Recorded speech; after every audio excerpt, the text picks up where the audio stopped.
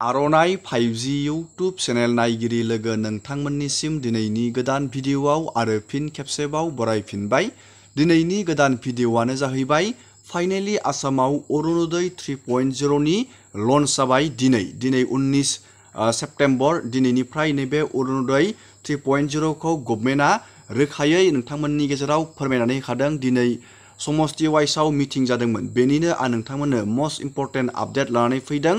नोंथांमोना गोनो गोथों जानो हागौ बे अरुणोदय 3.0 आव माबोरै एप्लाइ खालामनो, बिनि फर्मखौ बोरै मोनगोन आरो माबायदि बेयाव इलिजिबल माबायदि सायख'जागोन, फार्स्ट प्रेफारेन्सखौ नैबे गभर्नमेन्टआ अरुणोदय 3.0 नि थाखाय सोरखौ होगोन, बेफोरबायदि नोंथाङा डाउट जादों जानो हागौ। लोगोसे जाय बिथांमोना 1.0 आरो 2.0 1.0 आरो 2.0 आव जाय बिथांमोना अरुणोदय स्किम मोनबाय दंमोन, नोंथांमोननि थाखाय मोनसे दुखुनांथाव खौरां। बे खौराङानो जाहैबाय, जुदि नोंथाङा नैबे 1.0 आरो 2.0 आव एप्लाइ बानायनानै नोंथाङा रां मोनबाय दं, जेब्ला नोंथाङा नैबे 3.0 आव जेब्ला नोंथाङा रि-एप्लाइ बानायफिनगोन, गभर्नमेन्टआ नोंथांमोनखौ रि-एप्लाइ बानायफिननायनि बेयाव मोनसे बिग आपडेट फोसावदों। नोंथाङाबो नैबे 3.0 नि थाखाय रि-एप्लाइ बानायफिननांगोन। रि-एप्लाइ बानायफिननायाव जुदि नोंथांनि आखायाव रेशन कार्ड गैया, नोंथाङा 100% नोंथांनि अरुणोदय मोनबाय थानाय राङा दानजागोन। नोंथाङा नैबे 3.0 आव आरो फिन खेबसेबाव एप्लाइ बानायनो नांफिनगोन। बेफोरनि आपडेटखौ नोंथांमोननो आङो भिडिअनि जोबनायथिं होगोन। आसामनि सिएमआ बेफोरनि बागै रोखायै बुंखानानै होखादों। दानिया जोङो बेनि सिलेक्शन प्रसेसनि आपडेटखौ नायगोन। बेनि सिलेक्शन प्रसेसनि आपडेटखौ जों दानिया नायनोसै। अरुणोदय 3.0 नि सिलेक्शन प्रसेसा नैबे डिस्ट्रिक्ट लेभेल मनिटरिं कमिटिनिफ्राय बेयो सामलायजागोन।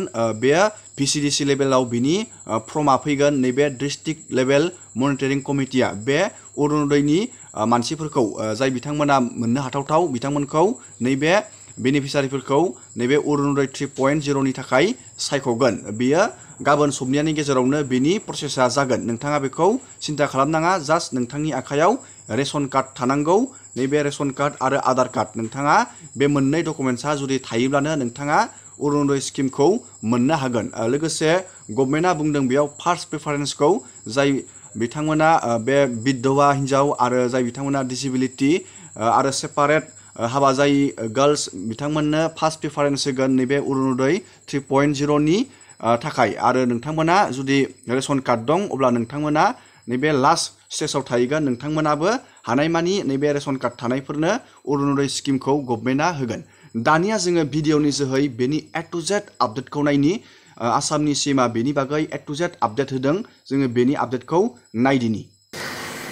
এতিয়া অৰুণোদয় 3 আমি কেনেকৈ গঠন কৰিব খুজিছো।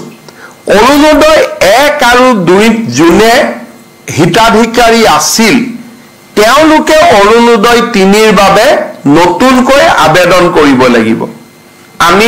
আমি জিলাক কৈছো যে 1 আৰু 2 পাই থকা হিতাধিকাৰীক 3টো ল'ব, কিন্তু যদি ৰেচন কাৰ্ডখন নাই নাপাব।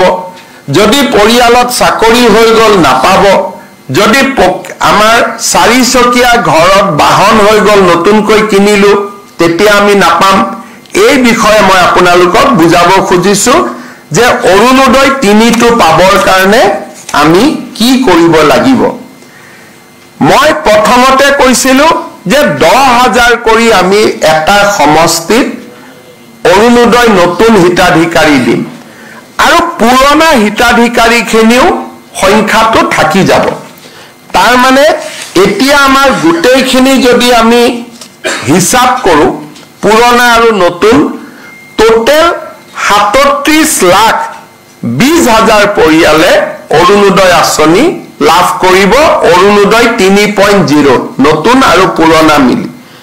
আৰু ইয়াক যদি আমি 126 দি হৰণ কৰো, কম বেছি পৰিমাণে 30,000 পৰিয়ালে প্ৰতি সমষ্টিতে অৰুণোদয় লাভ কৰিব।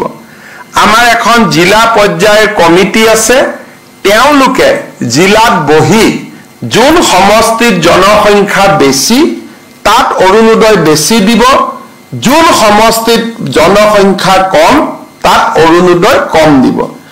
ইয়াৰ পিছত জিলা সমিতিয়ে প্ৰত্যেকটো ভোট কেন্দ্ৰলৈ এই টাৰ্গেট বিতৰণ কৰিব।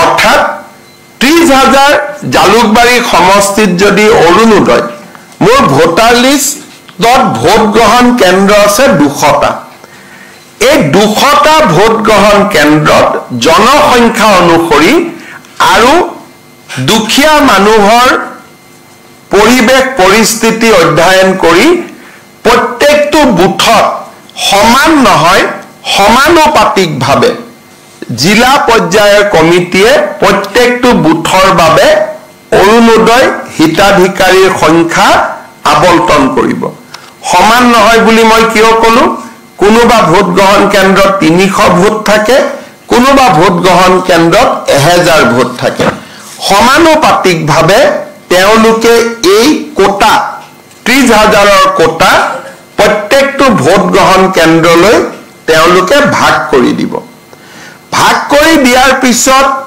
সিলেকশনৰ এটা প্ৰক্ৰিয়া আৰম্ভ হ'ব পঞ্চায়ত বৰ্তমান নাই কাৰণে আমি জিলা উপায়ুক্তৰ দায়িত্ব দিছো যে আপোনালোকে গাঁও পঞ্চায়তৰ সেক্ৰেটাৰী আৰু 4 জন মনোনীত ব্যক্তিক লৈ গাঁও সভাখন পৰিচালনা কৰিব এতিয়া অৰুণোদয় পাবৰ কাৰণে আমাৰ মানদণ্ড কি হ'ব সকলোৱে আবেদন কৰিব আমি কাক অৰুণোদয় দিম প্ৰথম অৰুণোদয় পাবৰ কাৰণে মোৰ এখন ৰেশন কাৰ্ড থাকিব লাগিব যাৰ ৰেশন কাৰ্ড নাই হি ৰেশন কাৰ্ড বনাই ল'ব কিন্তু ৰেশন কাৰ্ড থাকিবই লাগিব যাতে লাহে লাহে আমি ৰেশন কাৰ্ডৰ লগত অৰুণোদয় আমি সামঞ্জস্য ৰাখিব পাৰো বিধানসভাটো প্ৰশ্ন কৰিলে আমি তেওঁৰ ডিটেইলছ দিব পাৰো কাৰণ ৰেশন কাৰ্ডৰ দেউতাক মাক এড্ৰেছ আৰু আধাৰৰ লগত ৰেশন কাৰ্ডখন জড়িত হৈ আছে তাৰ মানে অসমত অৰুণোদয় 3.0 ৰেশন কাৰ্ড আধাৰ অৰুণোদয় এটাই ডাটাবেছ হ'ব আমি লগে লগে যোনে যি প্ৰশ্ন কৰে আমি লগে লগে উত্তৰ আমি দিব পাৰিম মই বুজাই দিব খুজিছো যে অৰুণোদয় কোনে কোনে পাব লাগে প্ৰথম অৰুণোদয় পাব কোনে লাগে বিধৱা মহিলা গৰাকী অৰ্থাৎ যি পৰিয়ালত বিধৱা মহিলা আছে সেই পৰিয়ালে অৰুণোদয় আঁচনি পাব লাগে যদি কোনোবা পৰিয়ালত 45 বছৰৰ ওপৰৰ অবিবাহিতা ছোৱালী আছে সেই পৰিয়ালটোৱেও অৰুণোদয় পাব লাগে কোনোবা পৰিয়ালত যদি বিবাহ বিচ্ছেদ হোৱা মহিলা আছে সেই পৰিয়ালটোৱেও অৰুণোদয় পাব লাগে কোনোবা পৰিয়ালত যদি স্বামীয়ে বিবাহ বিচ্ছেদ আইনমতে দিয়া নাই কিন্তু এৰি থৈ গুচি গ'ল তেনেকুৱা মহিলা থকা পৰিয়ালত অৰুণোদয় পাব লাগে এইটো হল অৰুণোদয় প্ৰথম নিয়ম দ্বিতীয় অৰুণোদয় কোনে পাব লাগে কাৰোবাৰ ঘৰত যদি তৃতীয় লিংগৰ ব্যক্তি আছে পুৰুষ আৰু মহিলাৰ পিছত আৰু এটা লিংগ থাকে উভয় লিংগ থকা পৰিয়ালতো অৰুণোদয় আমি দিব লাগে তৃতীয়তে যাৰ ঘৰত দিব্যাংগ ব্যক্তি আছে কাৰণ পৰিয়ালটোৱে দিব্যাংগ ল'ৰা ছোৱালী এটাক চাবৰ কাৰণে খৰচ কৰিব লাগে দিব্যাংগ ব্যক্তি থকা পৰিয়ালক আমি অৰুণোদয় দিব লাগে তৃতীয় চৰকাৰী বৃদ্ধাশ্ৰমত যিসকল আইতা থাকে সেই আইতাসকলক আমি অৰুণোদয় দিবই লাগে তৃতীয়তে যাৰ ঘৰত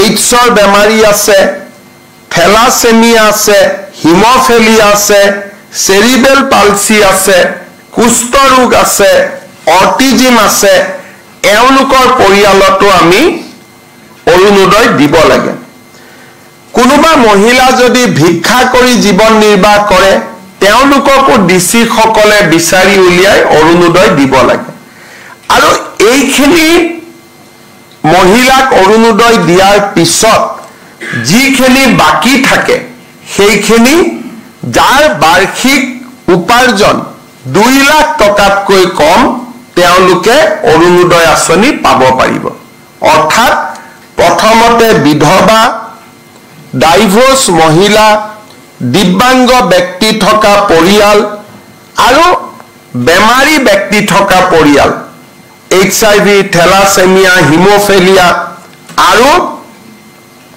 ভিক্ষা কৰি খোৱা আই মাতৃসকলক আগত অৰুণোদয় দি যিখিনি বাছি ৰব সেইখিনি আমি দুখীয়া পৰিয়ালক অৰুণোদয় দিম 2 লাখ টকাতকৈ যাৰ আৰ্থিক উপাৰ্জন কম। ৰেচন কাৰ্ডৰ ক্ষেত্ৰত আমি 4 লাখ টকাৰ মৰ্যাদা ৰাখিছো যে 4 লাখ টকা বাৰ্ষিক উপাৰ্জন হলেও ৰেচন কাৰ্ড পাব, কিন্তু অৰুণোদয় 2 লাখ টকা বাৰ্ষিক উপাৰ্জন হলে অৰুণোদয় পাব, তাতকৈ বেছি টকা উপাৰ্জন কৰা পৰিয়ালে অৰুণোদয় নাপায়। ৰেচন কাৰ্ডৰ ক্ষেত্ৰতো আমি এটা নিয়ম